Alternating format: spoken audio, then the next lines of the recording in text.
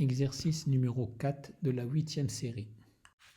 On nous demande dans cet exercice d'écrire de deux façons différentes un programme qui vérifie sans utiliser une fonction de la bibliothèque string si une chaîne CH introduite au clavier est un palindrome.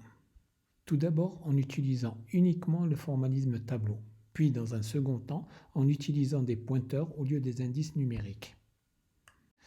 Tout d'abord, qu'est-ce qu'un palindrome ? Un palindrome, c'est un mot qui se lit dans les deux sens. Comme c'est l'exemple ci-dessous, ressasser se lit de gauche vers la droite et de droite vers la gauche de la même façon. On peut aussi définir des phrases palindromes, mais ce n'est pas notre but aujourd'hui. Comme dans tout programme en C, je dois commencer par inclure les différentes bibliothèques dont j'aurai besoin. Ici, include stdio.h et puis éventuellement conio.h si j'en ai besoin. Ensuite, j'écris le nom de la fonction, ici main, suivi de parenthèses, vide bien sûr, puis du bloc où j'écrirai mon programme. Bloc, bien sûr, séparé par des accolades. On commence donc par déclarer nos variables.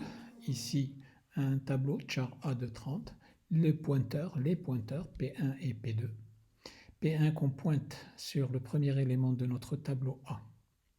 Ensuite, on saisit le mot à l'aide de la structure while, structure qu'on a déjà vue, donc exemple qu'on a déjà réalisé et qu'on a déjà traité avec l'instruction getChar. On va traiter du point de vue formalisme tableau. Tout d'abord, vous avez constaté dans nos déclarations qu'on a initialisé une variable PAL, PAL, à 1. C'est-à-dire qu'on est parti du principe, on suppose que le mot qu'on va saisir est un palindrome. Ensuite, on va faire une boucle du premier élément jusqu'au milieu du mot. C'est-à-dire que ça ne sert à rien de continuer jusqu'à la fin, puisque si le premier est égal au dernier, alors le dernier est égal au premier. Donc, on boucle for i égale à 0, i inférieur à n sur 2 i++, et on vérifie, est-ce que l'élément a de i est-il différent de l'élément a de n-i ? C'est-à-dire le dernier élément, le premier élément, le dernier élément, le deuxième élément avec l'avant-dernier élément, et ainsi de suite. Si on trouve que deux caractères sont différents, on affecte 0 à la variable PAL, c'est-à-dire, une fois qu'on aura fini, on va vérifier est-ce que PAL est égal à 1 ou pas. Si PAL est égal à 1, alors c'est un palindrome. Sinon, on serait passé par la structure if a de i est différent de a de n-i, c'est-à-dire que le mot n'est pas un palindrome. Pour la méthode formalisme pointeur, c'est quasiment la même chose que pour le formalisme tableau. Donc, on réinitialise la variable PAL à 1, c'est-à-dire qu'on suppose que notre mot est un palindrome. Ensuite, on va balayer P1 et P2 de gauche vers la droite et de droite vers la gauche pour pouvoir comparer les différents contenus de ces variables pointées par ces pointeurs.